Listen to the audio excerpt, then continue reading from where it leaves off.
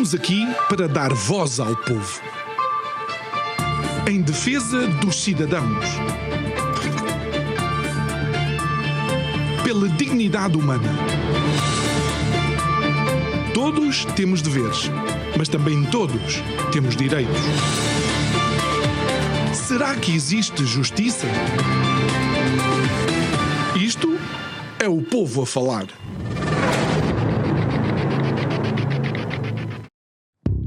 Os últimos dias têm sido marcados por filmes verdadeiros campeões de bilheteira. Começando pelo Encontro na Casa Branca, a história de um amor não correspondido entre os detentores daquilo que é a maior nação do mundo e um jovem líder de um qualquer país europeu que se diz querer afirmar como campeão da liberdade. Já no plano nacional, na Cinemateca do Parlamento, assistimos àquilo que é o Conde de Montenegro, a história de uma sucessão quase monárquica, mas que tem a ver com empresas que são deixadas a filhos que acabaram quase de sair do infantário. Boa noite, meu nome é João Nuno Pinto e isto é o Povo a Falar. Estou consigo de segunda a sexta-feira, neste mesmo horário, emissão em simultâneo Curiacos TV e Rádio Vida 97.1.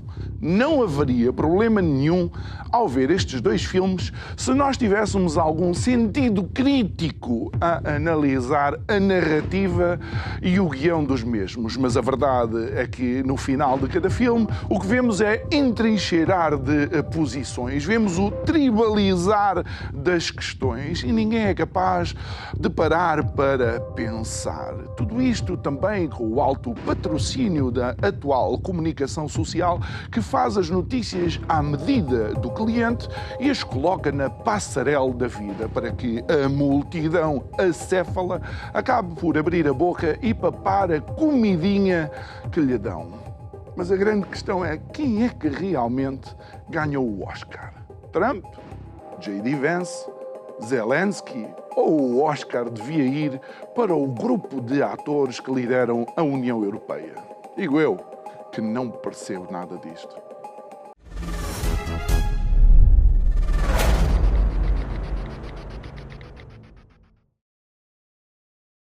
De volta ao nosso estúdio, o nosso convidado de hoje, António Jorge Nogueira. Muito boa noite, obrigado por estares aqui. Obrigado, João Nuno, pelo convite.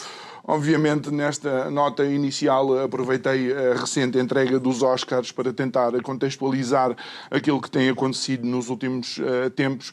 Vamos primeiro analisar o lado lá do Atlântico e depois talvez possamos fazer aqui uma passagenzita àquilo que foi o nosso filme nacional. Tudo começa, do ponto de vista diplomático, creio eu, de uma situação que nunca deveria ter acontecido. Ou seja, dois líderes mundiais a negociar, por assim dizer, uma situação de grande importância e relevância para todos, mas ali em open mic.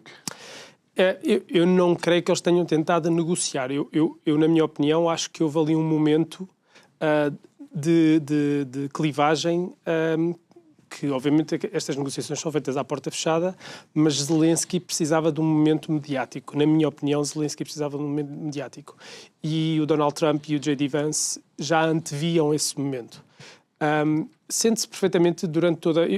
Quem tiver o cuidado de ver toda a conferência de imprensa... 49 ou 50 minutos em que eles lá estão. Quem tiver esse cuidado denota que o Zelensky leva um guião bem preparado. Ele entrega um conjunto de fotografias ao Trump, mostra-lhe, e o Trump diz-lhe, sim senhor, estamos cá... fotografias de guerra, não é? De prisioneiros, creio eu. Exatamente. E o Trump diz, sim senhor, estamos aqui para resolver esse assunto e é por isso que estamos a promover este conjunto de encontros oficiais, desde o Macron, passando pelo Keir Starmer, e depois, obviamente, para concretizar com o Zelensky. Mas, acima de tudo, o Zelensky não podia assinar aquele acordo, no meu entender. E nem ele queria. Portanto, o nervosismo dele demonstra que ele estava à espera de uma deixa para poder criar um momento. E, no meu entender, toda a gente isto é, os opinion makers do costume dizem que foi uma cilada para o Zelensky. Eu diria exatamente o contrário. O Zelensky ia muito bem instruído de que não podia assinar aquele acordo O Zelensky, em boa verdade, não tinha interesse nenhum naquele acordo. E eu até compreendo o Zelensky, do ponto de vista da análise, eu compreendo perfeitamente. São recursos do próprio país que ele teria que de abdicar, ceder e abdicar para que tivesse a defesa... E relativamente numa posição, obviamente, e muito, muito evidente de fragilidade de força. Ele estava sem capacidade de negociá-lo. E abortando aquele acordo, ele ia ganhar tempo e iria conseguir fazer o que, entretanto, no fim de semana aconteceu, não é? Aquela conferência de Londres permitiu uma reorganização do xadrez e parece-me que em boa verdade saiu bem sucedido o Zelensky. Na minha opinião foi isso que aconteceu. Depois, obviamente, e já lá vamos também às notícias e porque mencionaste as redes sociais, eu falo em tribalização porque começam logo a aparecer aqueles memes porque os J.D. Vance e Trump tinham fato, o Zelensky tinha fato de treino ou fato de guerra. Quem vir, de facto, a entrevista, vê que depois daquela pergunta, e desculpem-me a sinceridade, aquela estúpida pergunta do jornalista. Sim, foi idiota. Sobre o fato, Trump elogia o fato. Diz, há muita gente que veste assim, eu até não desgosto, eu gosto. Ou seja, Trump não sentiu nada ao facto dele se apresentar sem ser de fato e gravata, ou o que quer que seja. Não, eu acho que diplomaticamente Trump teve muito bem e o Zelensky nesse momento também respondeu ao jornalista com evidente desprezo e a pergunta foi absolutamente disparatada, idiota e despropositada. É inqualificável aquela pergunta naquele momento. Quer dizer, não se pode fazer uma pergunta nos Estados Unidos nesta altura daquele teor, com o Elon Musk a aparecer nas conferências de boné com a criança ao colo, portanto, às cavalitas. A pergunta foi absolutamente idiota. Acho que Zelensky respondeu muito bem. Obviamente que aquilo foi para o provocar. Os jornalistas hoje em dia não têm um papel honesto, têm um papel muito provocador e muito desonesto. Fazem, em boa verdade, grandes temas são às vezes tratados com os pés através dos jornalistas. Eles não têm... Há uma grande crise no jornalismo, pronto. E acho que o Trump resolveu muito bem a questão e respondeu bem. Portanto, elogiou e saiu bem. Mas depois o que vemos a partir daí, por assim dizer, o choque que se dá entre J.D. Vance e Zelensky, que o choque inicial não é com Donald Trump, as coisas de facto escalaram para uma dimensão diferente. Parece-me que o J.D. Vance falou que quis ir complementando as posições de Donald Trump e o J.D. Vance é um indivíduo muito, muito ativo e tem a cabeça bem arrumada. E o que me parece é que não quiseram permitir que o Zelensky instalasse o tipo de discurso contínuo para ter tempo de antena ali. Portanto, eles cortaram-lhe logo o discurso para não permitir tempo de antena livre de Zelensky para não... Mas já ia em 50 minutos, desde que ele ali estava. Numa fase inicial, por exemplo, e só em termos diplomáticos, e numa fase inicial, ele está a falar com quem eles querem que seja um mediador para a paz, mas chama a Putin de assassino e terrorista, quase que minando a possibilidade de que Trump se possa sentar ao lado de Putin e tentar negociar essa paz. Sim, Zelensky, ele tem sido levado ao colo em ombros como um símbolo portanto, há um marketing todo à volta de Zelensky que nunca antes visto. E Zelensky... parece-me que não está em condições para negociar esta paz, porque está muito recalcado e compreensivelmente. Atenção, eu acho que 3 anos de guerra desgastam qualquer pessoa, muito mais uma pessoa que não tinha experiência política absolutamente nenhuma e era um comum ator, mas com bastante protagonismo e com um valor artístico seguramente, mas que está agora a ter outro tipo de papel que não se coaduna propriamente com a preparação dele. Falta de preparação de estômago. É preciso ter muito estômago para viver, para estar no campo político. Portanto, parece-me que o Zelensky está a acusar esse desgaste, mas também, ao mesmo tempo, o Zelensky está a assumi-lo até relativamente bem, porque ele quer se afirmar cada vez mais como um líder muito diferente dos outros, com uma força e com uma capacidade de resiliência acima de qualquer expectativa. Algo que tem sido até nessa conferência que foi valorizado pelo Trump. O Trump parece ser muito correto na forma como se posicionando. Ele elogiou os militares, a liderança militar. Exatamente, e disse que mesmo que nós não vos ajudemos, eu não tenho dúvidas que vocês vão lutar de uma forma brava. Mas isso não aparece depois no recorte do acontecimento. Isso já não interessa. Para a máquina de manipulação mundial já não interessa.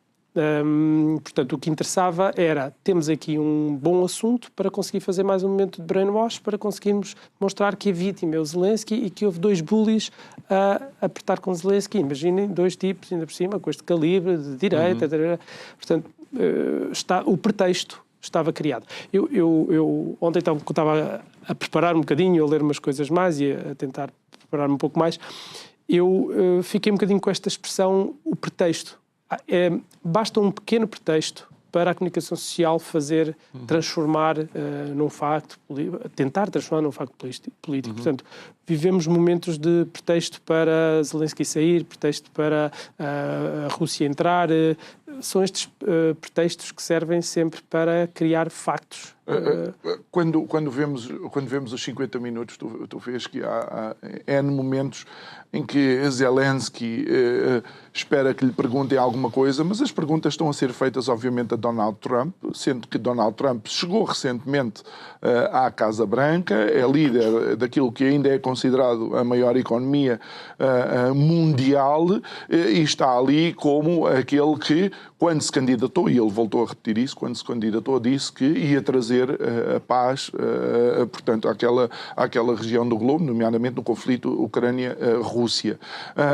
Mas quem olha para a expressão facial de Zelensky vê que ele está incomodado em não ser ele o centro das atenções. Por isso é que eu digo, e eu comecei por dizer que Zelensky trazia um guião bem preparado. Ele queria ter microfone para poder falar.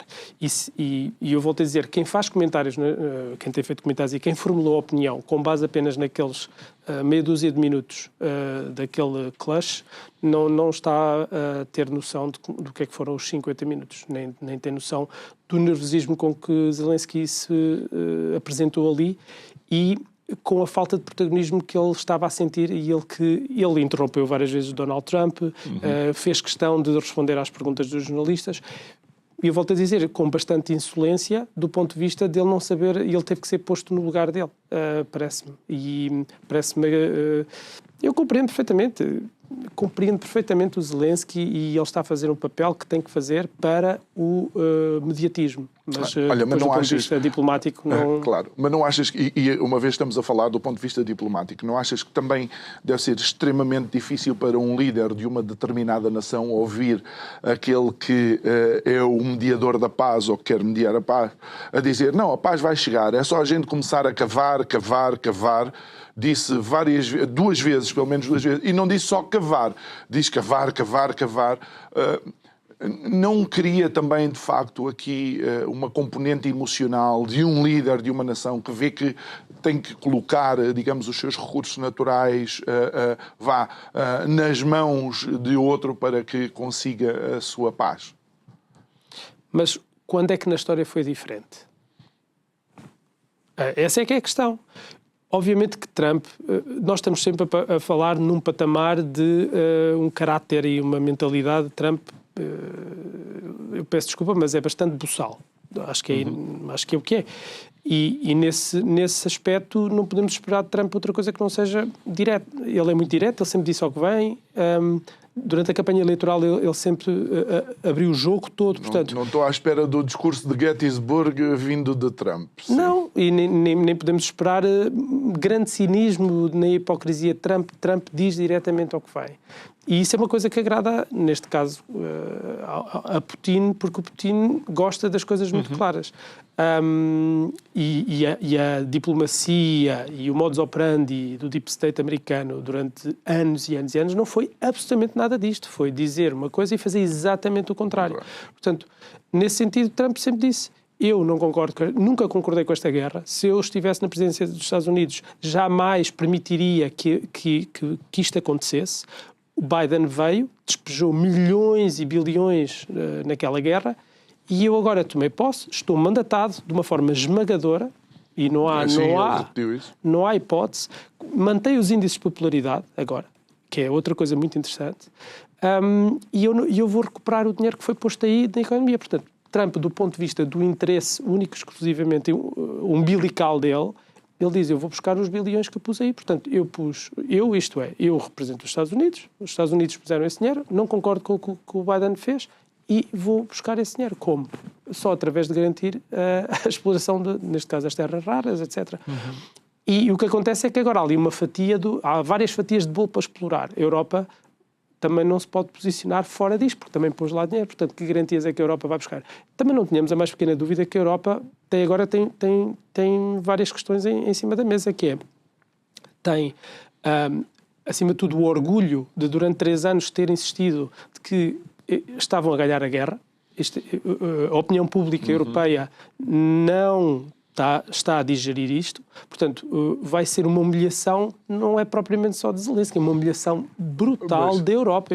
Mas ao mesmo tempo, em 2024, a União Europeia importou 16 milhões e meio de toneladas de gás natural liquefeito russo. Completamente. À volta, através de...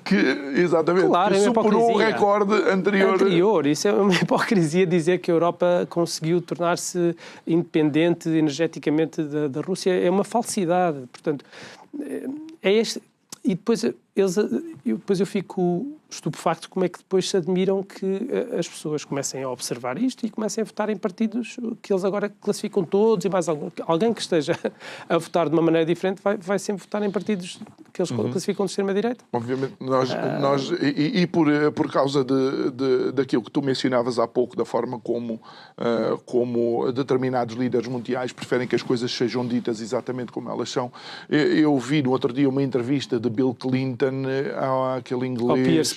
Ao Piers Morgan, onde o Clinton afirma categoricamente que tudo o que ele acordou com o Putin cumpriu. E disse que o Putin é daquelas pessoas que ele pode dizer aquilo que ele acha sentado à mesa. Mas o Clinton tem o cuidado de dizer uma coisa, diz assim, o que eu lhe digo diretamente à porta fechada, não vem depois para a comunicação social embaraçar e envergonhar esse meu interlocutor. Sim, não vem basicamente trair, não digo lealdade, mas a frontalidade e a cordialidade que tiveram à porta fechada. Isso é elementar de diplomacia.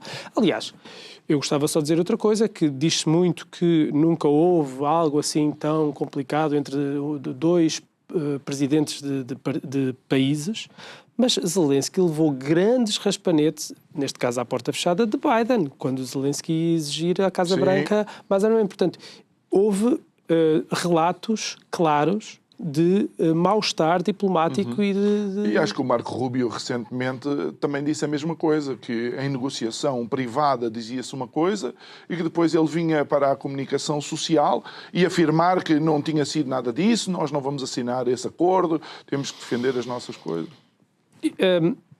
Eu compreendo perfeitamente Zelensky, compreendo perfeitamente.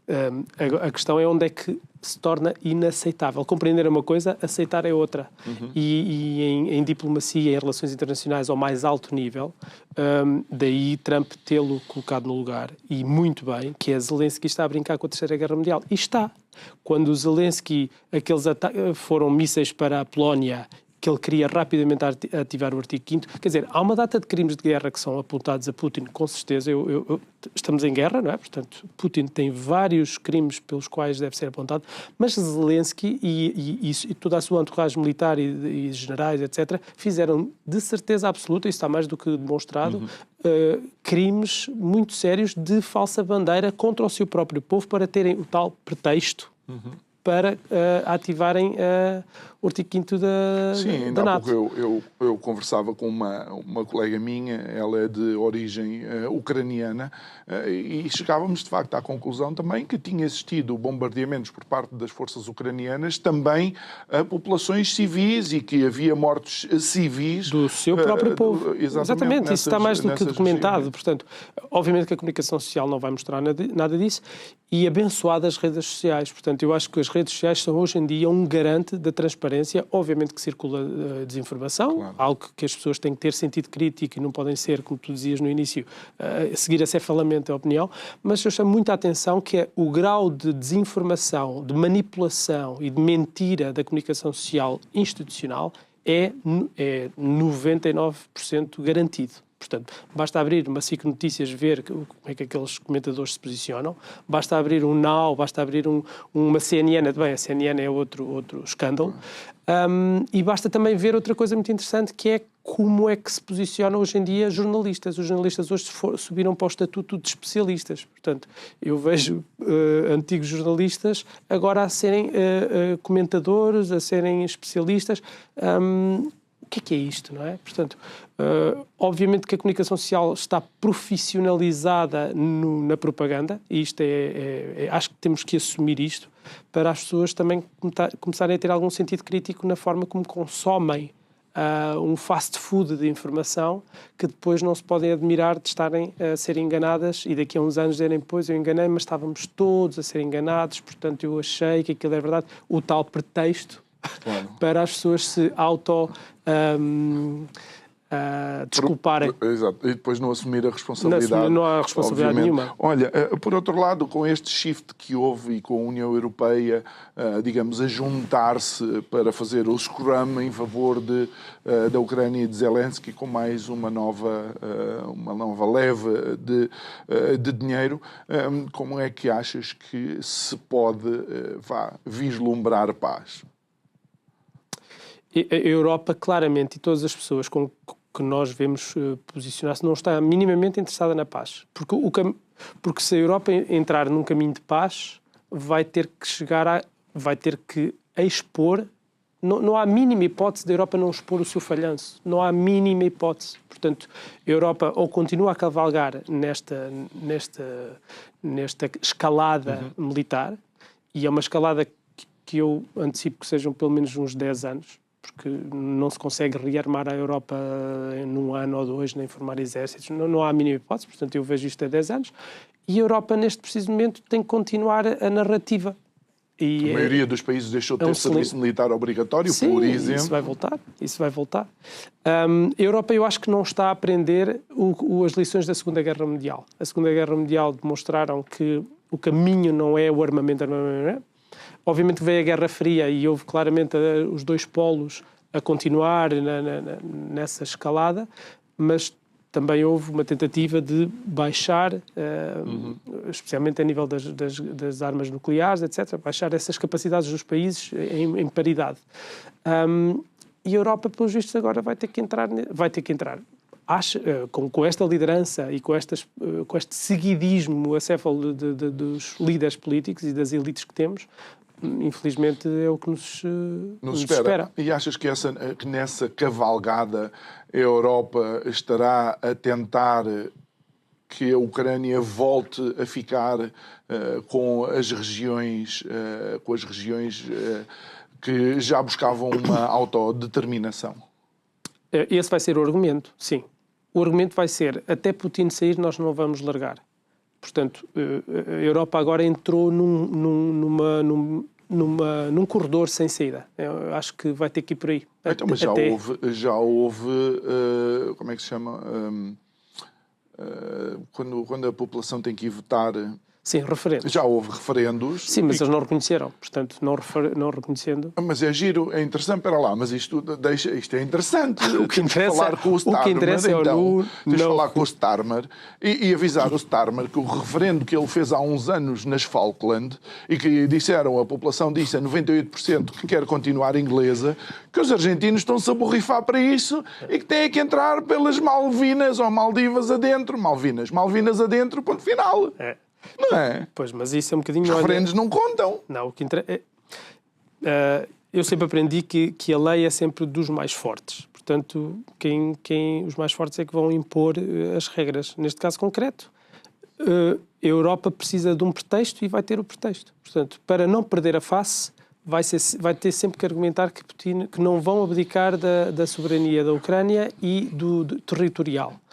E, nesse sentido, vai-se rearmar para tentar fazer uma guerra de atrito porque a aposta da Europa é uma aposta completamente perdida desde sempre. Qualquer pessoa de bom senso, nós se ouvirmos os verdadeiros especialistas, o Agostinho Costa, o Carlos Branco, o Tiago André Lopes, imensas pessoas, o professor Viriato Sormanho Marques, um conjunto de pessoas que fala com bom senso de que esta guerra está totalmente perdida desde o início. Mas a Europa com estas lideranças e com... Mas eu tenho muita esperança que haja uma mudança.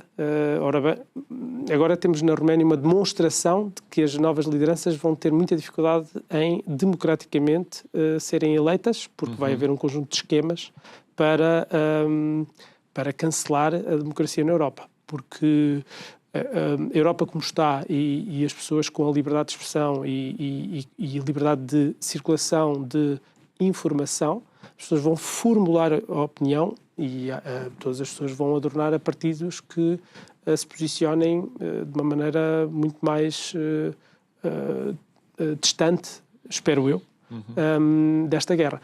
A não ser que, uma vez mais, aconteça o que aconteceu, uma manipulação em grande escala e as pessoas sejam convencidas que podem entrar nesta guerra. Mas as pessoas só vão ser convencidas e eu acho que há males que vão ter que vir por bem, por muito que eu esteja distante disso, as pessoas só vão aprender a lição quando os filhos começarem a ir e a morrerem e a virem em caixões.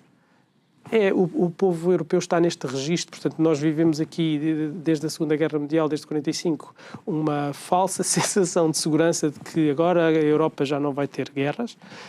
São guerras por procuração, são lá longe, etc., não nos toca.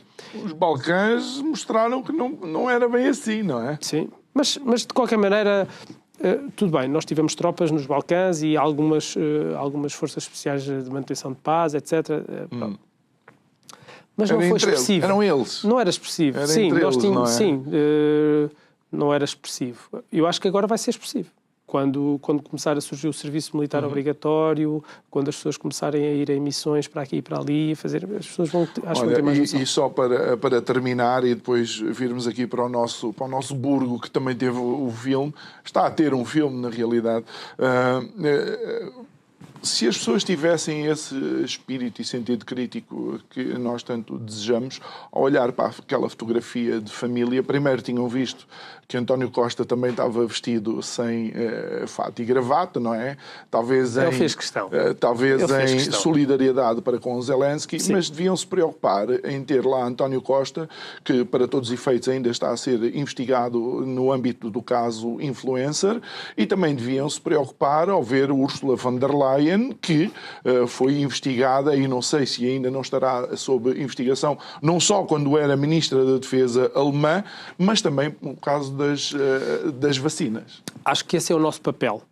Nosso papel da sociedade e da outra elite política da oposição tem que assumir esse papel de apontar o dedo, censurar e exigir julgamento e apuramento de responsabilidades e apuramento da verdade.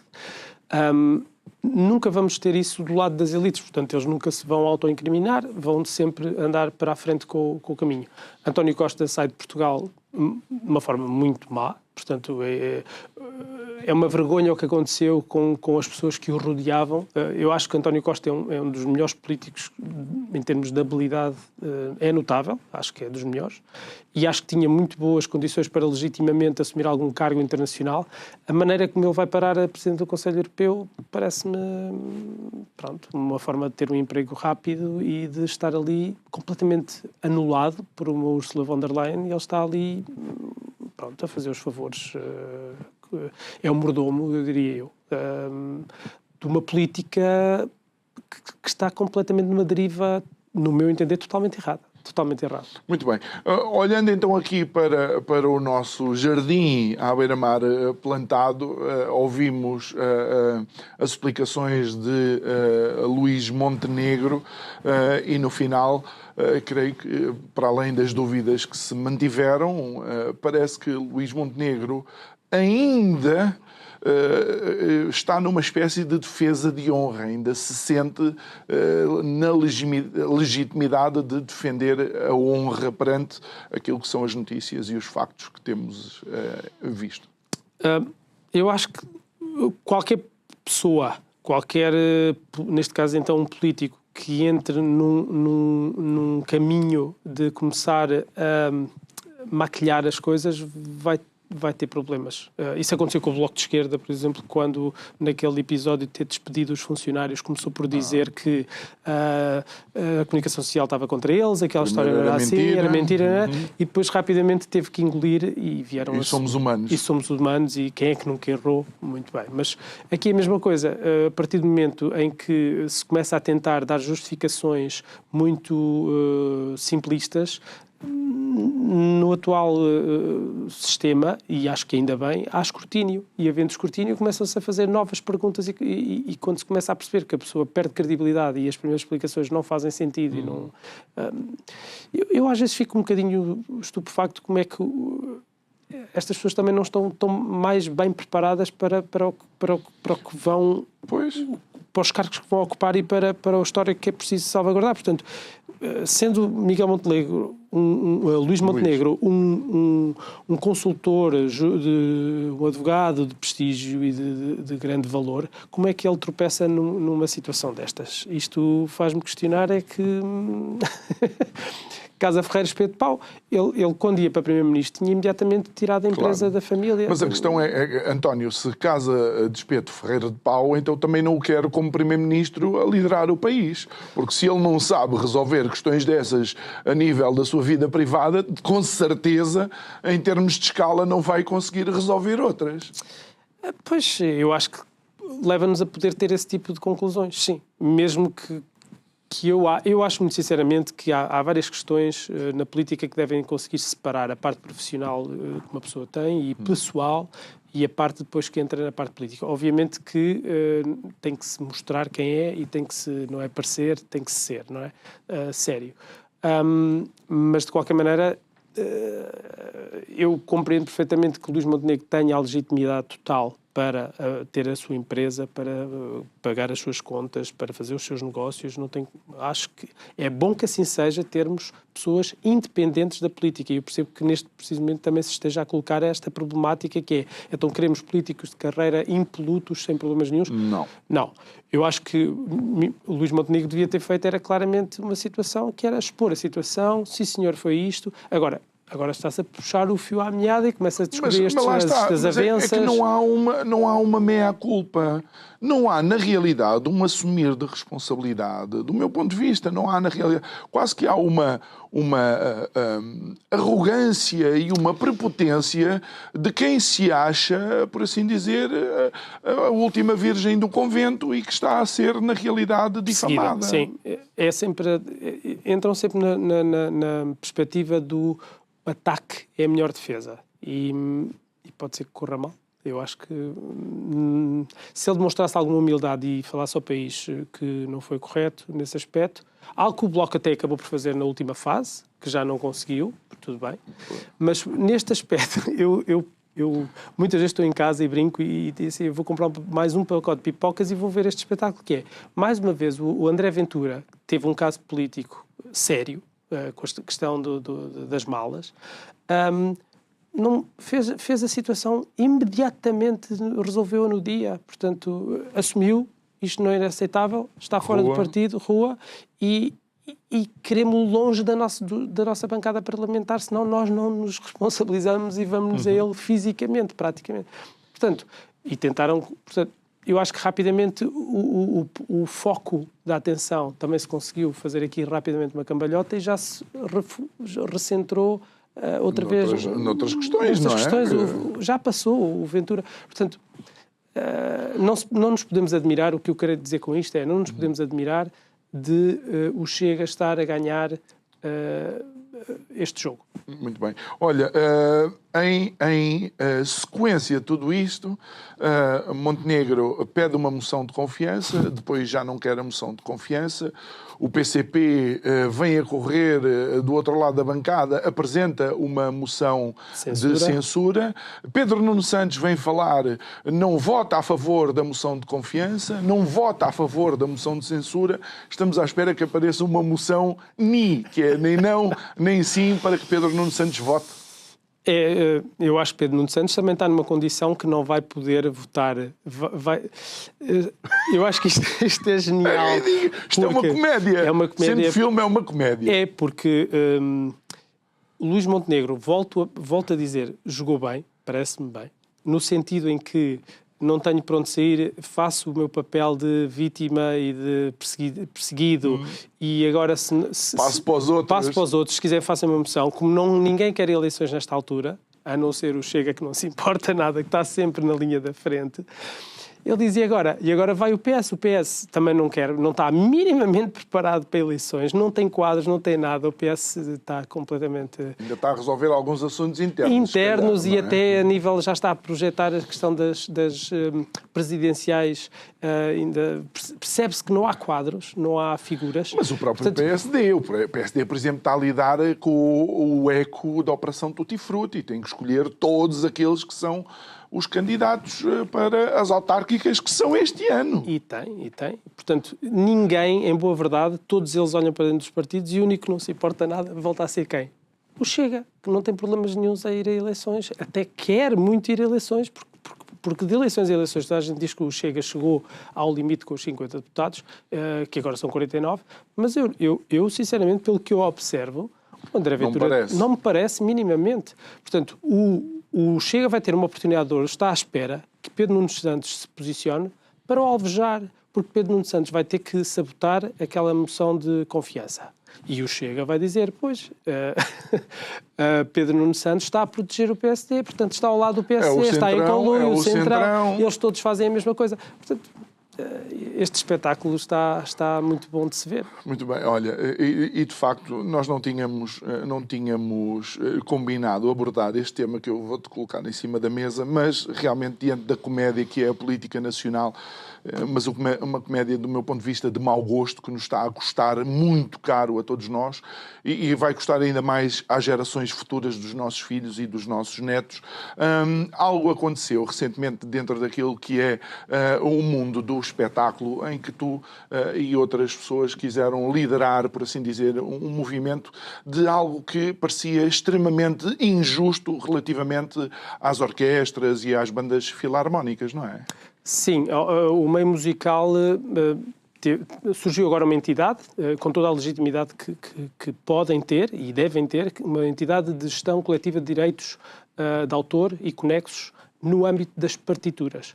O que acontece é que, a nível europeu... As partituras, só para quem não saiba, não se lembra da escola. Portanto, as partituras são as folhas de música, são os documentos, são o suporte que permite... Onde estão as notas, escritas que o autor criou para o intérprete poder interpretar, de uma forma individual ou coletiva. E o que acontece é que esse suporte tem propriedade, tem direitos de autor associados. E o que acontece é que em Portugal, até hoje, Portugal é sempre o último da fila, o último da linha, não tinha nenhuma entidade e surgiu uma entidade, e muito bem. O que acontece é que toda a legitimidade e toda a forma como essa entidade se posicionou no mercado, no meio musical, foi de uma forma muito, muito, muito agressiva e o mercado reagiu de uma forma muito, obviamente... proporcional em termos contrários. Completamente proporcional e não aceitou a tabela de preços, não aceitou a falta de legitimidade, não aceitou a forma persecutória e chantagista com que os... Podes-nos só explicar como é que funciona isso? A partitura, se é cópias, se é... Sim, se se compra. Vamos falar da situação completamente lícita. Okay. Lícita, um músico compra partituras numa editora ou então diretamente a um compositor. Hoje em dia, nós já estamos no século XXI, o acesso aos compositores e às partituras, comparado com o século anterior, é completamente diferente. Hoje em dia, os editores têm muito menos tem um papel tem muito menos peso, digamos assim, na comercialização e no acesso a estes documentos. Portanto, eu rapidamente consigo obter a partitura de um compositor através da internet, vou diretamente. E então o que é que acontece é que nós compramos ou alugamos partituras e usamos-las para tocar. Em teoria não, e na prática nós usamos esse suporte. Só que já há iPad, já há uma necessidade de digitalizar, nós precisamos de viajar e é necessário, por exemplo, muitas vezes digitalizar essas partituras que nós temos até no nosso arquivo. E nada disso, em teoria, através das diretivas europeias, é autorizado, é lícito. Fotocopiar ou tirar cópias, mesmo para consumo privado. Mesmo para consumo privado? Mesmo para consumo privado. O que acontece é que isso tem muito que ver com o lobby das editoras alemãs, italianas, francesas, que salvaguardaram na lei de 2014 europeia, que foi transposta para a lei portuguesa em 2015, a impossibilidade de se fotocopiar mesmo para trabalho, mesmo tendo o documento lícito e o suporte e ser proprietário de uma partitura. Estamos só a falar, provavelmente, das 3 nações com maior produção cultural para orquestras sinfónicas e não só, não é? Sim, sim. Portanto, depois, obviamente, que há uma aliança do lobby e depois isso espalha a nível mundial, os Estados Unidos e a todos os outros países que têm bons compositores e que têm produção cultural a nível das orquestras de renome e com força.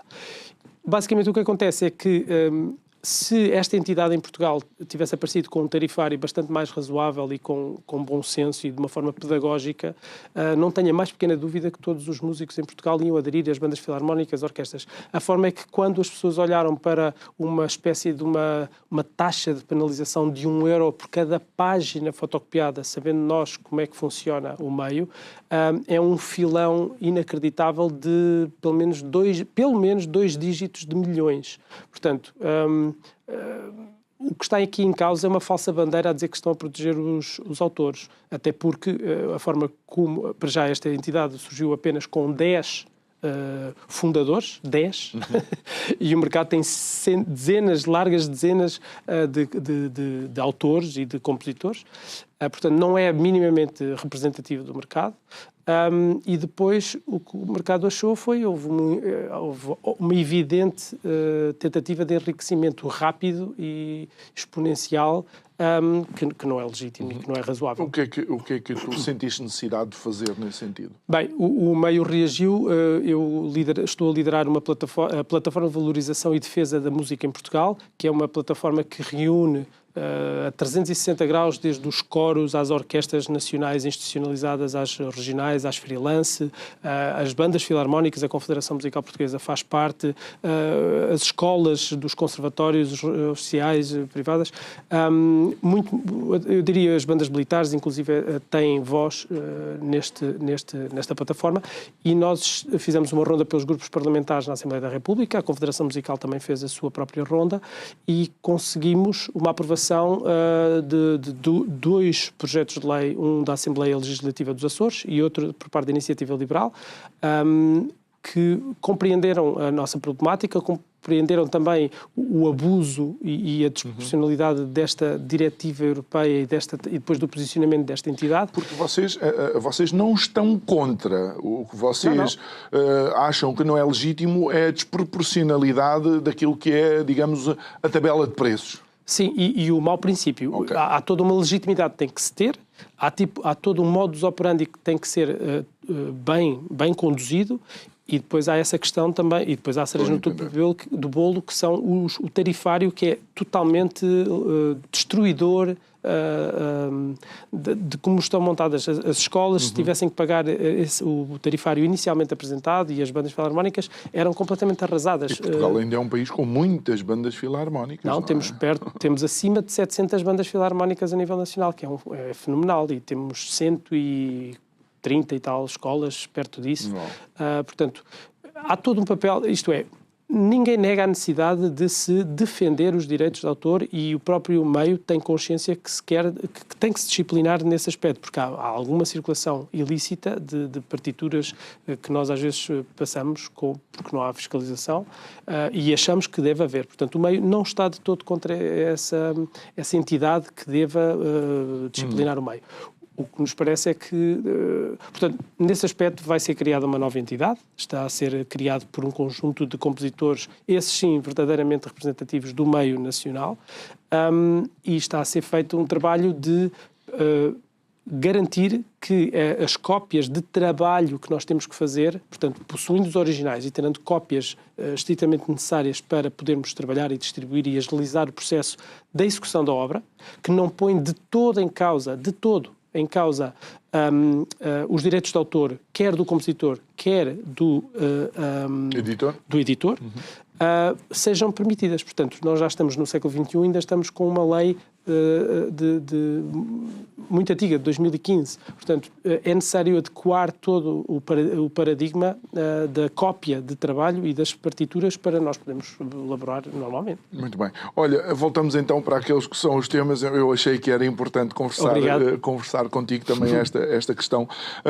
Nós, os cidadãos eleitores, e que devemos ser chamados, vamos lá ver, quantas vezes para dar a nossa opinião nas urnas, o que é que também temos que fazer enquanto trabalho, desenvolvimento de atividade de cidadania para que não andemos, e desculpem a expressão, a comer iogurte com a testa?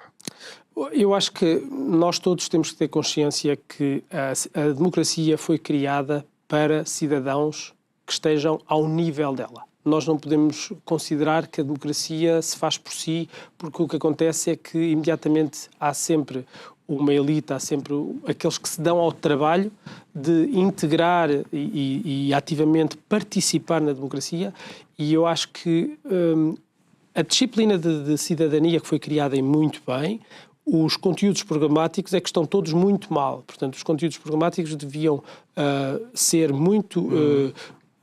eu diria quase a 200% em explicar como é que funciona a democracia, porque a democracia não é de 4 em 4 anos vamos votar. Não é de todo. A democracia todos os dias é uma democracia ativa e é esse o pressuposto da democracia.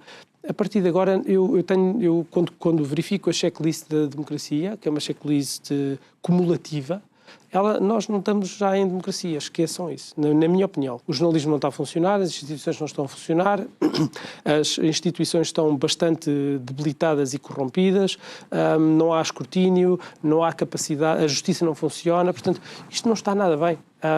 E eu sou um bocadinho como aquele passarinho das minas que começo a definhar quando começo a sentir, e eu sinto-me bastante sensível a essa questão. Temos um novo desafio, porque nas últimas legislativas batemos um recorde de participação das últimas 2 décadas ou 3 décadas, creio eu, mas não é suficiente porque consideras que de facto o voto é os mínimos olímpicos? Eu acho que o voto é o mínimo olímpico, absolutamente. Eu acho mesmo que nós fazemos o típico mas é compreensível. A sociedade, as pessoas estão todas muito consumidas pelo tempo, pela falta de tempo, pelo trabalho, pelo desgaste do cotidiano, e depois não têm tempo, não têm energia para se dedicar à política. E houve anos e anos e anos a dizer assim, eu de política não percebo nada. Toda a gente percebia de futebol. Isso não havia a mínima discussão. E depois, quando de repente a política tomou conta, lhes começou a tirar coisas das suas vidas, deixa-me então tentar perceber um bocadinho de política, e já é um bocadinho tarde. Portanto, neste condomínio, se as pessoas não escrutinam as contas do condomínio, não se pode admirar que depois os administradores do condomínio não estejam a fazer aquilo que seja certo, e muitas vezes até estejam a tirar dinheiro de uma forma ilícita e a tirar partido e proveito da desplicência com que nós, os condóminos, estamos a viver neste condomínio. Portanto, nós temos que todos os dias ser muito rigorosos, atentos, exigir e responsabilizar-nos a nós próprios também por isso. Até para não andarmos a dar aquelas clichê que são os chavões criados até pelos próprios partidos. Terminar. Só para terminar, e eu acho que nós não podemos ser democratas não praticantes. Bom. José António Nogueira, obrigado por estar aqui gosto. Obrigado pelo connosco. convite, parabéns pelo teu trabalho. Obrigado a si que nos acompanhou. Já sabe que pode ver e rever estas conversas subscrevendo o nosso canal de YouTube, mas também, se você é daquelas pessoas que gosta de ouvir logo pela manhã quando vai para o seu trabalho ou levar os seus filhos para a escola, temos isto em formato podcast. Resta-me agradecer-lhe, desejar-lhe uma ótima noite e amanhã estamos de volta para mais um programa. Obrigado, até amanhã.